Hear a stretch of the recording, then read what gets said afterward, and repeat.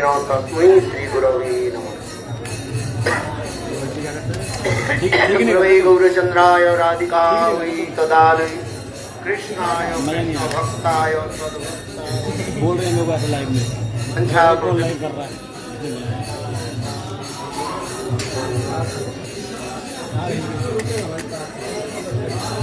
नाम शिष्टं मनोवि प्रुक्तसक्रं मुरुप्री मातुरीं गोष्ठवाटिं राधा कुंडं गिरिवरमो राधिका माधवासं प्राप्तजस्व प्रदीत कृपया श्री गुरु तं नतोऽस्मि। हरे कृष्ण हरे कृष्ण कृष्ण कृष्ण हरे हरे हरे राम राम राम हरे हरे। हम लोग सीधाम ब्रजमंडल परिक्रमा करते करते जहाँ पर उपस्थित हुए हैं यह राधा कुंड की तट में हम लोग बैठे हुए हैं। विशेष करके रघुनाथ दास गोस्वामी के भजन कुटीर और समाधि स्थल पर हम लोग बैठे हुए हैं। 6 गोस्वामी में विशेष करके रघुनाथ दास गोस्वामी के नाम विशेष वैशिष्ट आचार्योपाध्याय ने वर्णन किया गया। श्री सनातन भट्ट रघुनाथ श्रीजी गोपाल भट्ट दास रघुनाथ এই 6 गोसाई करी चरण वंदन जाहिते विघ्ननाश अभीष्ट पूरण। 60 गोस्वामी के भजन स्थली में विशेष करके रघुनाथ दास गोस्वामी के एकमात्र एकांत स्थली यही राधा कुंड है। और गोस्वामी की भजन स्थली ब्रज में विभिन्न स्थानों में आपको दर्शन मिलेगा, किंतु रघुनाथ दास गोस्वामी केवल इसी राधा कुंड में रह करके भजन किया और राधा जी के प्रति वैकांतिक निष्ठा उन्होंने दिखाया। यह तभी विलाप पुष्पांजलि ग्रंथ में श्री रघुनाथ दास गोस्वामी कहते हैं, ये आशा भरी उम्र सिंधु मई कथनचित कालो मयाति चालित गमित संप्रदे संचेत कृपमय कृपांग वध्यस्त निवकिंग में प्राणी भरोचु बकारी नापी। इसके श्लोक की तात्पर्य यह है, ये रघुनाथ दास गोस्वामी यह कठोर वैराग्य से भजन कर रहे थे। आप लोग चित्र पर दर्शन किया, ये राधा कुंड के तट पर जब भजन करने लगे और जेठ महीने के समय चिलचिलाती हुई धूप और किसी कुटीर भी कुछ नहीं बनाया और भजन कर रहे थे। और उस समय 2 बाघ शेर आकर के पानी पी करके चले गए, तथापि रघुनाथ दास गोस्वामी कोई पता भी नहीं है ये किस प्रकार भजन में तन्मय थे। श्री सनातन गोस्वामी पाद यह दर्शन किया और रघुनाथ दास गोस्वामी को बोले, रघुनाथ तुम राधा कुंड में आए भजन करने के लिए कि यानी सेवा करने के लिए, सेवा लेने के लिए? बोले सेवा, राधा जी की सेवा मुझे प्राप्ति हो। बोले देखो मैंने साक्षात देखा रघुनाथ दास गोस्वामी को, तुम इतने चिलचिलाती धूप में जब बैठे हो, तुम्हारे सिर पर जब सूर्य की किरण जब पड़ने लगे, स्वयं राधा जी अपने अंचल इसको ऐसे करके सिर पर रखे, देखो राधा जी तुम्हारी कैसे सेवा की।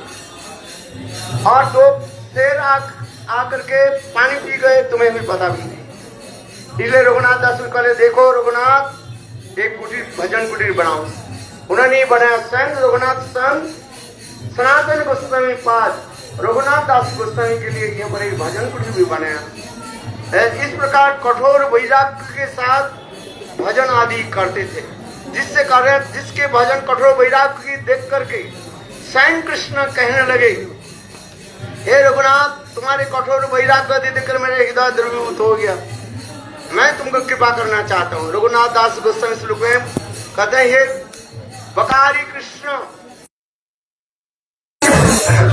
मानने वाले, ये कृष्ण आपकी कृपा मुझे नहीं चाहिए। यदि राधा जी की कृपा नहीं करे, आपकी कृपा लेकर के हम क्या करेंगे? कालम अनंत काल तक मैं यहाँ पर बैठे रहूं जब तक राधा जी की कृपा प्राप्ति नहीं। इसलिए कालो मयाति चालितम गुमितम संप्रदहि संचेत कृपांग विधस्त नहीं किंग में प्राणी बरोचु बकारी नापी। हे बकारी कृष्ण आपकी कृपा मुझे नहीं चाहिए, एकमात्र राधा जी की कृपा में प्राप्ति चाहिए। इसलिए रघुनाथ दास गोस्वामी हमें शिक्षा देते हैं यदि किसी को यदि श्रृंगार रस में, माधुर्य रस में प्रवेश करना है, रघुनाथ दास गोस्वामी स्वयं लिखते हैं, अनाराध्य राधा पदम्बुजरेणु अनाश्रित वृंदा अटवी तत्पदांकम असंभाष तद्भाव गंभीर चित्तम कुतश्याम सिंधु रस सावगाव। इसलिए स्वयं रस में प्रवेश करना है, श्रृंगार रस, श्याम श्रृंगार रस इति विष्णु दैवतः। किसी के लिए श्याम श्रृंगार रस में प्रवेश करना है, केवल जीवन में 3 नियम के पालन करना पड़ेगा। एक, राधा जी के प्रति एकांतिकी निष्ठा। क्या बोलता है? राधा जी के प्रति एकांतिकी निष्ठा। राधा मेरी स्वामिनी, मैं राधिन को दास, जन्म जन्म मोहि दियो वृंदावन को बास। दूसरी क्या बताया? ये ब्रज में वास होनी चाहिए। ब्रज में कहाँ पर वास करना है? राधा आधिपत्य वृंदावन वासम ममस्तु में। जिससे विश्वनाथ चक्रवर्ती पाद कहते हैं, ये राधा जी के आधिपत्य जो स्थान, उसी पर स्थान पर मेरा निवास हो। वृंदावन में अनेकों स्थल तो है, किंतु देखो विशेष करके राधा कुंड की इसे विशेष महिमा रघुनाथ दास गोस्वामी कह रहे हैं, इस राधा कुंड को छोड़ करके और कहीं मुझे जाना नहीं। और राधा जी की कृपा, स्वयं रघुनाथ दास गोस्वामी कहते हैं, हे रूपमंजरी, आप मेरे लिए थोड़ा राधा जी के निकट प्रार्थना कर दीजिए। यदि राधा जी हमारे ऊपर कृपा नहीं करे तो मैं यह संस्कृति, इसी स्थान पर मैं रोते रोते राधा जी के विलाप करते करते मैं प्राण को मैं छोड़ दूंगी। इसलिए उन्होंने जो ग्रंथ जो लिखा, इस ग्रंथ के कहा जाता है विलाप कुसुमांजलि कहा जाता है। विलाप रूपी कुसुम मान पुष्प, एक एक कुसुम पुष्प जो है राधा रानी के चरण में अर्पित किया। ये रघुनाथ दास गोस्वामी के विशेष वैशिष्ट। और तीसरी कहते हैं, यदि किसी को श्रृंगार रस में प्रवेश करना है तो तार भक्त संग सदा रसलीला प्रेम कथा जे करे से पाए घनस्थान। उसी प्रकार ब्रज रसिक साधु गुरु के चरण आश्रय करके और उसी प्रकार लीला कथा आदि श्रवण करने पर सब लीला में प्रवेश होगी। इसलिए हमारे रघुनाथ दास गोस्वामी ये दिखाया। और किस प्रकार रघुनाथ दास गोस्वामी भजन आदि के भी बता, विरह में कैसे तड़पते थे। चैतन्य महाप्रभु आप प्रकार हो जाने के बाद अर्थात जगन्नाथपुरी से रघुनाथ दास गोस्वामी यह राधा कुंड में पधारे और इस समय यहाँ पर आके कैसे राधा की कैसे विलाप आदि करते थे। उस समय इतने जो लिखते हैं, विरह में लिखते हैं रघुनाथ दास गोस्वामी, ये गिरिराज गोवर्धन मुझे ऐसे लग रहे हैं कैसे अजगर के भांति मुख बैदान करके, मुख फाड़ करके रखे। ये राधा कुंड जैसे लग रहे हैं, कुंडा व्याघ्रम कुंडायते, मानो राधा कुंड बाघ के भांति मुंह फाड़ करके रखे हैं। और ये ब्रज कैसे लग रहे हैं? शमशान के भांति। इसलिए विरह दशा में रघुनाथ दास गोस्वामी ये भाव को व्यक्त करते रहा।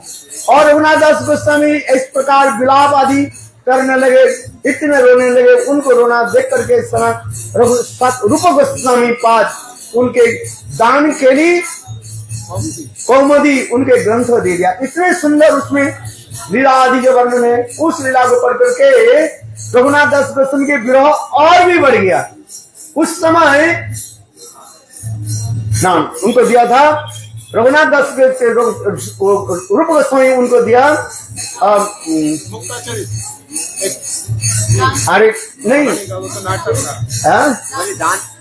दान के लिए का ही था, दान के लिए तो हंसने के लिए, बाद में तो दान के लिए तो बाद में दिया ना उन्होंने। अरे मैं आप लोग सभी बोल रहे तो मैं और भी मेरा जाल में फंस जाता हूँ। वो दिया था विरह जो है ललित माधव नाटकम। हाँ तो ताली दो, ललित माधव नाटकम। इतने विरह की कथा जो है, उस विरह की कथा पढ़ कर रघुनाथ दास गोस्वामी और भी रोना शुरू कर दिया। तो सनातन गोस्वामी पाद बोले, रूप गोस्वामी रूप तुम कौन सा ग्रंथ दिया? बोले इस ग्रंथ के पढ़ करके और उससे विरह हो रहा है। तब उसमें किसी प्रकार से उस ग्रंथ के ललित माधव ग्रंथ से उनसे लेकर के फिर रूप गोस्वामी पाद एक दान के लिए कौमुदी इस ग्रंथ को दिया। और इस ग्रंथ में इतने सुंदर राधा गोविंद की इतने मधुर लीलाएं हैं और हंसने लगे। और इसके बाद उसी लीला के अनुसार श्री रघुनाथ दास गोस्वामी और एक ग्रंथ लिखा, उसी कहते हैं दान के लिए चिंतामणि। बोलो दान के लिए चिंतामणि की जय। ये रघुनाथ दास गोस्वामी रचित ग्रंथ है और दान के लिए कौमुदी रूप गोस्वामी पाद की ग्रंथ लिखे। इस प्रकार रघुनाथ दास गोस्वामी यह पर अपने कठोर वैराग्य के साथ भजन आदि करते थे। और विशेषकर समय हो गया, अच्छा और 2 सेकंड ले लेता हूँ, ज्यादा समय ले। ये राधा कुंड जो आप दर्शन के, ये राधा कुंड के कृष्ण प्रकट किया। ये चैतन्य महाप्रभु, ये चैतन्य महाप्रभु जगत में प्रकट नहीं होते। ये राधा कुंड के महिमा और राधा जी के महिमा जगत में कौन प्रचार करते? चैतन्य महाप्रभु जब इसी स्थान पर आए, ये पर एक धानी के खेत था, धान के खेत है ना, धान के खेत था तो और एक वृद्ध ब्रजवासी 90 साल की है। चैतन्य महाप्रभु कहने लगे, मैंने भागवत से सुना इस आरिड गांव, इसे कहा जाता है आरिड गांव कहा जाता है, क्योंकि कृष्ण लीला में कृष्ण यहाँ पर वरिष्ठासुर के वध किया था और वध करने के पश्चात उस पाप से दूर होने के लिए राधा जी ने कहा, देखो तुम्हारे पाप, तुमने गोवध किया, इसने गोवध के जो है पाप हम लोग के पर किया। इसलिए कहा कृष्ण कहने लगे तब हमें पाप से कैसे मुक्त होंगे? तो कहने जाओ तुम तीर्थ से स्नान करके आओ। कृष्ण ने क्या किया, वे वंशी के द्वारा ये कृष्ण कुंड को प्रकट किया और समस्त तीर्थ से प्रकट करा करके वह स्नान किया। और स्वयं कृष्ण बोले तुम लोग यदि ऐसे पाप लग गया तो इस कुंड में स्नान कर लो। राधा जी बोले थोड़ी तुम्हारे कुंड में हम स्नान करेंगे। राधा जी ने किया कि अपने बाला के द्वारा, क्या बोलते हैं, कंगन के द्वारा एक कुंड प्रस्तुत किया, क्योंकि उसमें पानी है नहीं। उस समय स्वयं राधा रानी बोले चलो सखी हम लोग सब मानसी गंगा में घड़ा भर करके पानी लेकर के आते हैं। राधा जी गोपियां जब घड़ा लेकर के चल पड़े तब तो समस्त तीर्थ आदि राधा जी के चारों तरफ गिर गई। हे राधे हम लोग की कृपा करे, हम लोग की भी सेवा प्रदान करे। तब उस समस्त तीर्थ आदि जब आगे तब एक एक तीर्थ नाम लेकर के वहां पर दिया। ये राधा कुंड की जल समस्त तीर्थ में भरा हुआ है। और स्वयं कृष्ण ने क्या कि ना अपने वंशी के द्वारा श्याम कुंड माने कृष्ण कुंड के द्वारा वो छेद कर दिया और श्याम कुंड कृष्ण कुंड के जल राधा कुंड में आ गया। और इसलिए कहा अभी तक वो हम लोग जाएंगे वहां पर, उसके कहा जाता है संगम स्थली कहा जाता है। ये वसंत जो राधा, इसलिए हमारे चैतन्य महाप्रभु ने कहा ये तो भागवत में वर्णन है, आप बताओ यहाँ पर राधा कुंड श्याम कुंड कहाँ है? वो 90 साल के ब्रजवासी बोले हमें पता नहीं है, केवल यहाँ पर 2 खेती है, एक धान के खेती है, एक के कहा जाता है काली खेत और एक के कहा जाता है गौरी खेत। चैतन्य महाप्रभु गौरी खेत में स्नान करके चैतन्य महाप्रभु ने कहा यह राधा कुंड, और काली खेत में स्नान करके चैतन्य महाप्रभु कहने यह है कृष्ण कुंड। इसलिए राधा कुंड और कृष्ण कुंड ये कुंड की महिमा हमारे चैतन्य महाप्रभु आकर के जगत में प्रकट करा है। इसलिए कहा जाता है यदि गौरंगा नहीं था तबे की होई था माने धोरी चांदे। अरे राधा रो महिमा प्रेम सीमा जगते जाना तो के।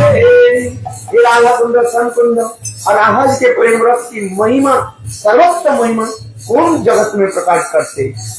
इसे चैतन्य चरितामृत में कृष्णदास कविराज लिखते हैं कुंडेर महिमा जानी राधार महिमा। ये राधा कुंड कोई कुंड नहीं है, कुंड नहीं है, ये साक्षात राधा जी की महाभाव की स्वरूप है।